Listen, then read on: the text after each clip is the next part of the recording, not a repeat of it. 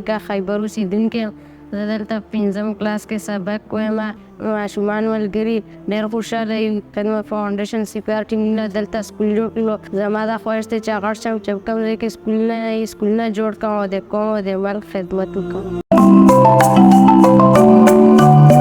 ما نام ثابت ګل ده. زه د غیبي نیکه اوسېدونکی یم. موږ دا لوکه که وکتله چې دا ډېره زیاته د غربت ښکار شوې لوکه ده. موږ په دا لوکه کې نه دلته سکول و، نه دلته جومات و، نه کوم بل داسې سهولات و دلته.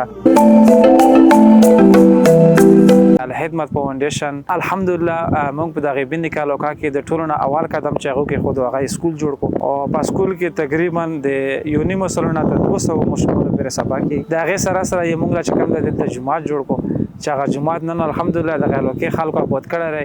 په هغه کې 15 وخته لمونځ کېږي.